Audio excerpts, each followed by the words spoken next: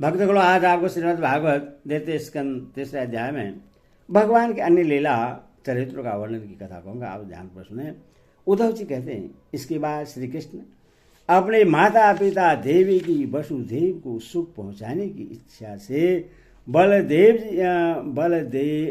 जी के साथ मथुरा पधारे और उन्होंने शत्रु समुदाय के स्वामी कंस को ऊंचे सिंहासन से नीचे पटक कर तथा उसके प्राण लेकर उसकी लाश को बड़े जोर से पृथ्वी पर घसीटा। शांति बने मुनि के द्वारा एक बार उच्चारण किए हुए सांगोपाक वेद का अध्ययन करके दक्षिणा स्वरूप उनके मरे हुए पुत्र को पंचजन्य नामक राक्षस के पेट से यमपुरी से निकाल कर दे दिया। भीष्मक नंदनी रुक्मणी के सौंदर्य से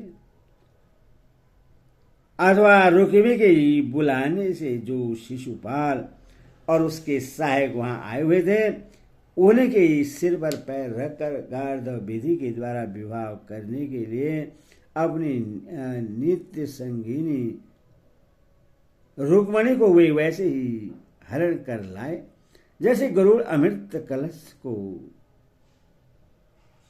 ले आए थे। स्वयंवर में 7 बिना नथे हुए बैलों को नाच कर नागन जी थी सत्या से विवाह किया। इस प्रकार मानभंग हो जाने पर मूर्ख राजाओं ने शस्त्र उठाकर राजकुमारों को छीनना चाहा। तब भगवान श्री कृष्ण ने स्वयं बिना घायल हुए अपने शत्रु से उन्हें मार डाला।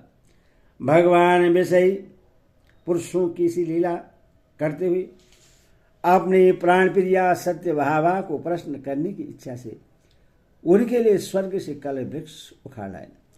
उस समय इंद्र ने क्रोध से अंधे होकर अपने सैनिकों से उन पर आक्रमण कर दिया, क्योंकि वह निश्चय ही अपनी स्त्रियों का कीड़ा मृग बना हुआ है। अपने विशाल ढील ढोल से आकाश को भी ढक देने वाले अपने पुत्र भौमासुर को भगवान के हाथ से मरा हुआ देखकर पृथ्वी ने जब उनसे प्रार्थना की, तब उन्होंने भौमासुर के पुत्र भगदत्त को उसका बचा हुआ राज्य देकर उसके अंतपुर में प्रवेश किया। वह भौमासुर द्वारा हर कर लाई हुई बहुत सी राजकन्या थी। वही दीनबंधु श्री कृष्ण चंद्र को देखते ही खड़ी हो गई और सबने महान हर्ष लज्जा एवं प्रेम पूर्वक चित्तवन से तत्काल ही भगवान को पति रूप में वर्ण कर लिया। तब भगवान ने अपनी निज शक्ति योग माया से उन लीलाओं के अनुरूप अपने ही रूप धारण कर उन सब का अलग अलग महलों में एक ही मुहूर्त में विधिवत पाणी ग्रहण किया।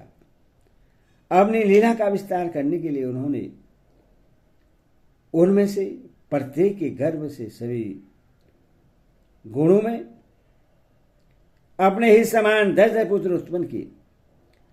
जब कालियवन, जरासंध और शल्वादि ने अपनी सेनाओं से मथुरा और द्वारकापुरी को घेरा था, तब भगवान ने निज जनों को अपनी अलौकिक शक्ति देकर उन्हें स्वयं मरवाया था। संबर, द्विविद, बाणासुर, मूर, वलवल तथा दंतवक्त आदि जितने योद्धाओं से भी किसी को उन्होंने स्वयं मारा था और किसी को दुश्मनों से मरवाया। इसके बाद उन्होंने आपके भाई धृतराष्ट्र और पांडवों के पुत्रों का पक्ष लेकर आए हुए राजाओं का भी साथ किया, जिनके सेना से कुरुक्षेत्र में पहुंचने पर पृथ्वी डगमगाने लगी थी। कर्ण, दुशासन और शकुनी की खोटी सलाह से जिसकी आयु और श्री दोनों नष्ट हो चुकी थी, तथा भीमसेन की गदा से जिसकी जांग टूट चुकी थी, उस दुर्योधन को अपने साथियों के सहित पृथ्वी पर पड़ा देखकर भी उन्हें प्रसन्नता न हुई। वे सोचने लगे, यदि द्रोण, भीष्म, अर्जुन और भीमसेन के द्वारा इस 18 अश्विनी सेना का विपुल सार हो भी गया तो इससे पृथ्वी का कितना भार हल्का हुआ। अभी तो मेरे अंश रूप प्रद्युम्न आदि के बल से बड़ी हुई यादवों का 200 दल बना ही हुआ है। जब वे मधुपान से मत वाले हो लाल लाल आंखें करके आपस में लड़ने लगेंगे, तब उससे ही इनका नाश होगा। इनके सिवा और कोई उपाय नहीं है। असल में मेरे संकल्प करने पर ही स्वयं अंतर्ध्यान हो जाएंगे। यो सोचकर भगवान ने युधिष्ठिर को अपनी पैर तक राजगद्दी पर बैठाया और अपने सभी सगे संबंधियों को सत्पुरुष का मार्ग दिखाकर आनंदित किया। उत्तरा के उद्धर में जो अभिमन्यु ने पुरुवंश का बीज स्थापित किया था, वह भी अश्वत्थामा के ब्रह्मशस्त्र से नष्ट सा हो चुका था, किंतु भगवान ने उसे बचा लिया। उन्होंने धर्मराज युधिष्ठिर से 3 अश्वमेध यज्ञ करवाए और वे भी श्री कृष्ण के अनुगामी होकर अपने छोटे भाई की सहायता से पृथ्वी रक्षा करते हुए बड़े आनंद से रहने लगे। विश्वात्मा श्री भगवान ने भी द्वारिकापुरी में रहकर लोक और वेद की मर्यादा का पालन करते हुए सब प्रकार के भोग भोगे, किंतु सांख्य योग की स्थापना करने के लिए उनमें कभी आसक्त नहीं हुए। मधुर मुस्कान, स्नेहमय चितवन, सुधामयी वाणी, निर्मल चरित्र तथा समस्त शोभा और सुंदरता के निवास अपने सिद्ध विग्रह से लोक परलोक और विशेषतया यादव को आनंदित किया तथा रात्रि में अपनी प्रियाओं के साथ क्षणिक अनुराग युक्त होकर समयोचित विहार किया और इस प्रकार उन्हें भी सुख दिया। इस तरह बहुत वर्षों तक विहार करते करते उन्हें गृहस्थ आश्रम संबंधी भोग सामग्रियों से वैराग्य हो गया। ये भोग सामग्रियां ईश्वर के अधीन है और जीव भी उन्हीं के अधीन है। जब योगेश्वर भगवान श्री कृष्ण को ही उनसे वैराग्य हो गया, तब भक्ति योग के द्वारा उनका अनुगमन करने वाला भक्त तो उत्तम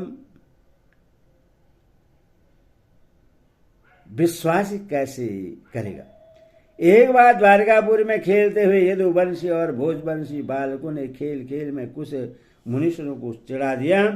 तब यादव कुल का नाश ही भगवान को अभिष्ट है, यह समझकर उन ऋषियों ने बालकों को साँप दे दिया। इसके कुछ ही महीने बाद भाईवश, वृष्टि, भोज और अंधकवर्ष यादव बड़े हर्ष से रथों पर चढ़कर प्रवाह क्षेत्र को गए। वहां स्नान करके उन्होंने उस तीर्थ के जल में पितर, देवता और ऋषियों का तर्पण किया और ब्राह्मणों को श्रेष्ठ गौवें दी। उन्होंने सोना, चांदी, सैया, वस्त्र, मृग चर्म,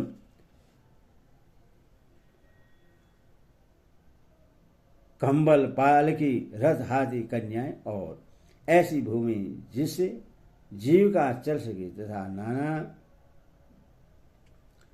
प्रकार के सरस अन्न भी भगवत दर्पण करके ब्राह्मणों को दिए। इसके पश्चात गौ और ब्राह्मणों के लिए ही प्राण धारण करने वाले उन वीरों ने पृथ्वी पर सिर टेकर उन्हें प्रणाम किया। हरि ओम तस्सत्।